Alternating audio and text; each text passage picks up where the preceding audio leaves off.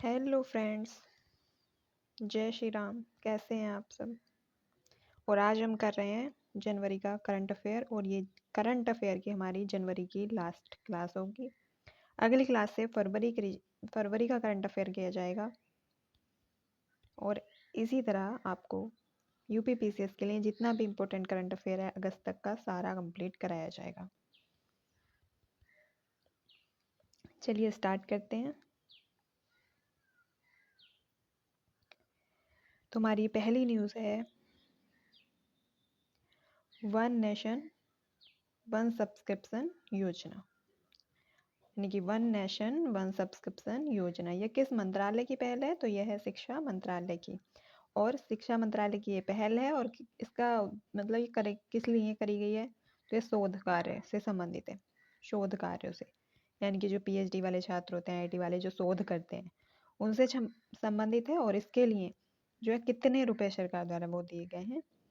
तो 6,000 करोड़ रुपए। यही इसमें इम्पोर्टेंट है। जैसे कुछ योजनाओं का पूछ लिया जाता है कि इसके लिए कितने रुपए जो है वो दिए गए हैं, तो सरकार द्वारा इसके लिए 6,000 करोड़ रुपए दिए गए हैं। चलिए अगली न्यूज़ देखते हैं।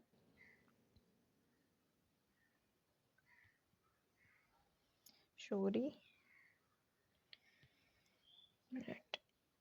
अगली है बैंक लाइसेंस के सलाहकार समिति। तो बैंक लाइसेंस की सलाहकार समिति का गठन किया गया है। तो किसकी अध्यक्षता में किया गया, हमको ये देखना है। तो आरबीआई के पूर्व डिप्टी गवर्नर एम के जैन, कौन है? एम के जैन की अध्यक्षता में बैंक लाइसेंस के सलाहकार समिति का जो है गठन किया गया है। किसकी अध्यक्षता में? तो एम के जैन। और एम के जैन जो है ये आरबीआई के पूर्व डिप्टी गवर्नर हैं। चलिए अगली न्यूज़ देखते हैं। एसबीआई की दो नई जमा योजनाएं। तो एसबीआई ने दो नई जमा योजनाएं, कैसी योजनाएं? जमा योजनाएं शुरू की हैं एसबीआई ने, दो नई। तो सबसे पहले तो देख लेते हैं कि एसबीआई की जो है स्थापना कब हुई थी। तो एसबीआई की जो स्थापना है वो हुई है 1955 में। एसबीआई की स्थापना 1955 में हुई है, और इसने जो दो नई जमा योजनाएं शुरू की हैं तो वो है पहली योजना हर घर लखपति योजना, हर घर लखपति योजना। और इसके अंदर 1 लाख रुपए तक जमा या फिर इसके गुणक, यानी कि जैसे 1, 2, 3, 4 जो इसके गुणक होते हैं, गुणक में या फिर 1 लाख रुपए जो है जमा कर सकते हैं। और इसमें जो न्यूनतम अवधि रखी गई है, तो न्यूनतम अवधि 1 वर्ष रखी गई है जमा की, यानी कि आप 1 वर्ष तक निकाल नहीं सकते हैं जमा करने के बाद।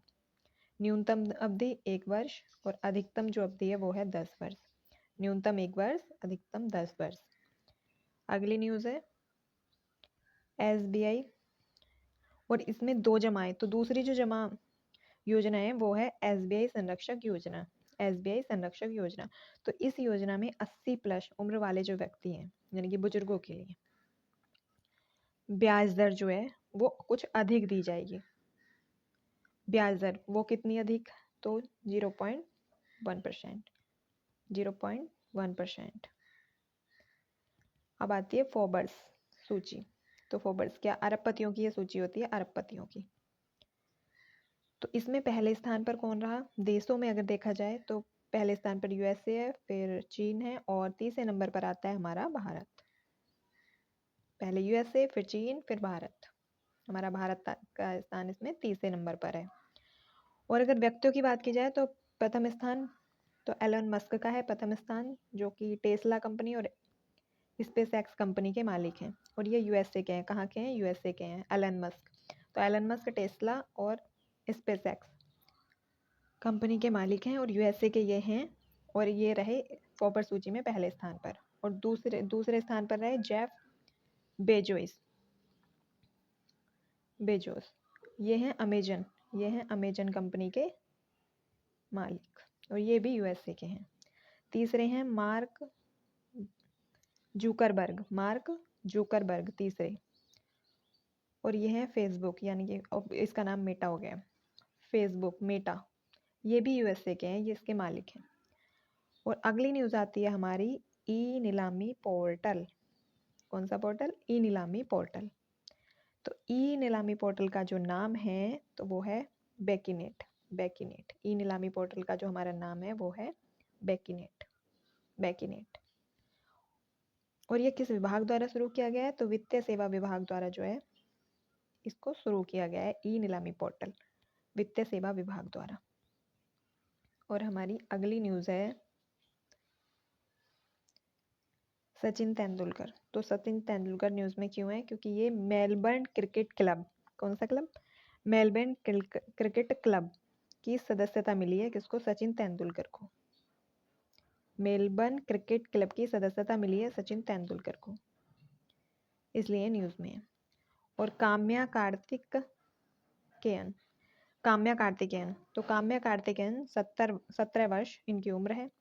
काम्या कार्तिकेयन की जो उम्र है 17 वर्ष है और 7 महाद्वीपों की सबसे ऊंची चोटी पर ये चढ़ी हैं। काम्या कार्तिकेयन 7 महाद्वीपों की सबसे ऊंची चोटियों पर ये चढ़ चुकी हैं और विश्व की सबसे कम उम्र की ये पर्वतारोही हैं। काम्या कार्तिकेयन विश्व की सबसे कम उम्र की पर्वतारोही हैं, सबसे कम उम्र की। और अब आती हैं कुछ नियुक्तियों के बारे में देख लेते हैं। नियुक्तियां, तो सीआरपीएफ के महानिदेशक नियुक्त किया गया किसे? ज्ञानेंद्र प्रताप। ज्ञानेंद्र प्रताप क्या बने हैं? सीआरपीएफ के महानिदेशक। सीआरपीएफ के महानिदेशक कौन है? तो ज्ञानेंद्र प्रताप सिंह। अगली न्यूज़ है मिजोरम के राज्यपाल। तो मिजोरम के राज्यपाल की नियुक्ति हुई है और उनका नाम क्या है? विजय कुमार। मिजोरम के राज्यपाल विजय कुमार। अगली न्यूज़ है वेनेजुएला के राष्ट्रपति। तो वेनेजुएला के राष्ट्रपति कौन बने हैं? Nicolas Maduro. कौन? Nicolas Maduro. चलिए अगली न्यूज़ देखते हैं। तो अगली न्यूज़ है हमारी इसरो के चेयरमैन। तो इसरो के चेयरमैन पहले स्वामीनाथन थे लेकिन अब वो नहीं रहे हैं। अब उनकी जगह वी नारायण राव बने हैं। उनकी जगह किसने ले ली है? वी नारायण राव ने। इसरो के नए चेयरमैन बने हैं वी नारायण।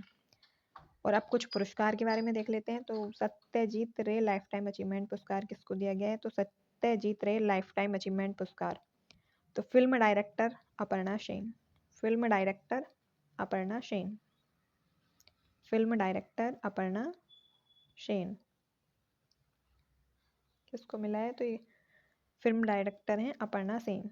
सत्यजीत रे लाइफ टाइम अचीवमेंट इनको मिला है। अगली न्यूज़ है हमारी यूपी बाल साहित्य पुरस्कार। कौन सा? यूपी बाल साहित्य पुरस्कार। ये 9 बच्चों को दिया गया है। ये यूपी का है और ये 9 बच्चों को दिया गया है। यूपी हिंदी संस्थान के द्वारा दिया गया है। किसके द्वारा? यूपी हिंदी संस्थान के द्वारा जो है ये दिया गया है। अब अगली न्यूज़ है हमारी गेट्स कैम्ब्रिज इम्पैक्ट पुरस्कार। तो गेट्स कैम्ब्रिज इम्पैक्ट पुरस्कार किसको दिया गया है? तो ये दिया गया है प्रोफेसर उर्वशी सिन्हा को। प्रोफेसर उर्वशी सिन्हा को और फिजिक्स में ये दिया गया है। फिजिक्स में प्रोफेसर उर्वशी सिन्हा को ये दिया गया है। अब हमारे आते हैं पद्म पुरस्कार। ये बहुत इंपॉर्टेंट न्यूज़ है पद्म पुरस्कार। तो पद्म पुरस्कार जो टोटल है, पद्म पुरस्कार की जो टोटल संख्या वो है 139। 139 टोटल हैं, जिनमें से जो 3 श्रेणी में दिए जाते हैं पद्म विभूषण, पद्म भूषण और पद्म श्री। तो पद्म विभूषण जो है वो है 7 और पद्म भूषण तो ये है 19 और पद्म श्री कितनी है? तो 113। अब ये देख लेते हैं कि पद्म पुरस्कार जो है तो वो कितनी महिलाओं को दिए गए हैं, ये भी इम्पोर्टेंट है। तो 23 महिलाओं को दिए गए हैं। महिलाओं को कितने दिए गए? 23। और कितने विदेशी को दिए गए हैं? तो 10 विदेशियों को दिए गए हैं। कितने? तो 10 विदेशियों को दिए गए हैं। और मरणोपरांत कितने व्यक्तियों को दिए गए हैं? तो मरणोपरांत दिए गए हैं 13 व्यक्तियों को मरणोपरांत दिए गए हैं। अब 7 जो पद्म विभूषण है वो इम्पोर्टेंट हो जाते हैं, बाकी आपको नाम याद करने की जरूरत नहीं है। कभी कभी ये पूछ लिया जाता है जो 7 पद्म विभूषण है ये आपके लिए जरूरी है नाम, क्योंकि ये कम है तो इनमें से नाम आ सकता है। तो देख लेते हैं 7 पद्म विभूषण। तो एक मिला है शारदा सिन्हा। कौन है? Sharda Sinha. Sharda Sinha. M T. Vasudevan. M T. Vasudevan. M T. Vasudevan. Osamu Suzuki. अगले कौन है? Osamu Suzuki. Osamu Suzuki. Justice Jagdish Singh Khehar. Justice Jagdish Singh Khehar. अगले हैं जस्टिस जगदीश सिंह खेयर। और फिर 5वें हैं डी.एन. रेड्डी। डी.एन. रेड्डी। और अगले हैं कुमुदिनी रजनीकांत, कुमुदिनी रजनीकांत। 7 में और लास्ट 7 में है लक्ष्मी नारायण सुब्रमण्यम, लक्ष्मीकांत सुब्रमण्यम। चलिए अब अपनी अगली न्यूज़ देखते हैं। तो जस्टिस ट्रूडो जो थे ये कनाडा के प्रधानमंत्री थे। जस्टिस ट्रूडो कनाडा के प्रधानमंत्री थे, ये 9 साल तक रहे हैं और ये कनाडा के प्रधानमंत्री थे, 9 साल तक रहे हैं, अब ये हट गए हैं, इसलिए न्यूज़ में। अब हमारे कुछ अभ्यास देख लेते हैं। तो सूर्य किरण अभ्यास, तो ये सूर्य किरण अभ्यास 18वां संस्करण था, क्योंकि कभी कभी संस्करण भी पूछ लिया जाता है। आजकल जो पीसीएस में प्रश्न आ रहे हैं, जो 2024 वाले में आए हैं, तो उनमें इसी तरह के प्रश्न पूछे गए हैं।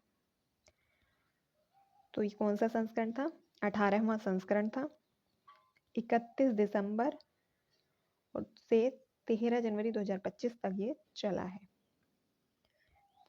कब से? तो 31 दिसंबर से 13 जनवरी तक।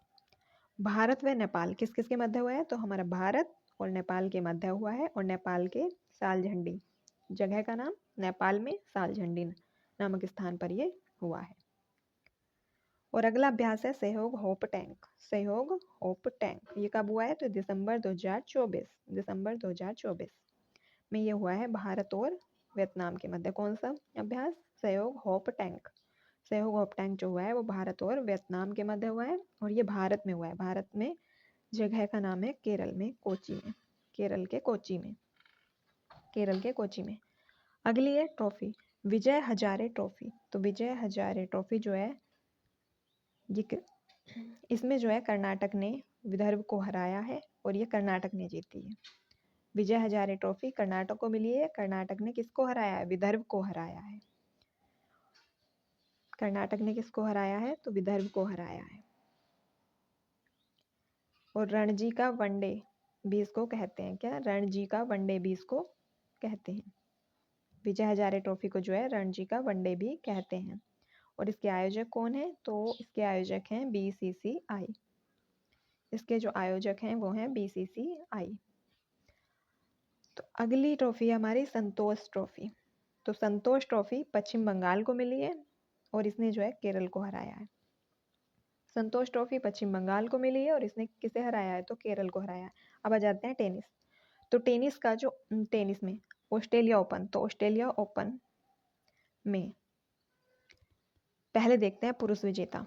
तो इसमें पुरुष और महिला दोनों अलग अलग विजेता दिखाए जाते हैं, पुरुष एकल और महिला एकल। तो ऑस्ट्रेलिया ओपन में हम पहले पुरुष विजेता देखते हैं। तो विजेता कौन रहा है? जेनिक सिनर, जो कि कहाँ के हैं? इटली के हैं। Jannik Sinner. और उपविजेता अलेक्जेंडर जेब्रेज, जो कि जर्मनी के हैं। ये उपविजेता रहे हैं। तो अब देख लेते हैं महिला। तो महिलाओं वाला में विजेता रही मेडिसिन कीज। ये कहाँ की हैं? ये यूएसए की मेडिसिन कीज विजेता रही। उपविजेता कौन रही? तो उपविजेता आर्यना शबालंका उपविजेता रही, जो कि बेलारूस की हैं। कहाँ की हैं? बेलारूस की हैं आर्यना शबालंका बेलारूस की हैं, ये उपविजेता रही। और आज की हमारी करंट अफेयर यहीं तक थी, और हमारा जो है जनवरी का करंट अफेयर कंप्लीट हो चुका है। अब हम कल से अगली क्लास से फरवरी का करंट अफेयर स्टार्ट करेंगे। प्लीज़ अगर पसंद आए क्लास तो सब्सक्राइब करें चैनल को, और बताएं, कमेंट करें कि आपको ये क्लास कैसी लगी, ताकि हम आगे भी ऐसी क्लासें लाते रहें।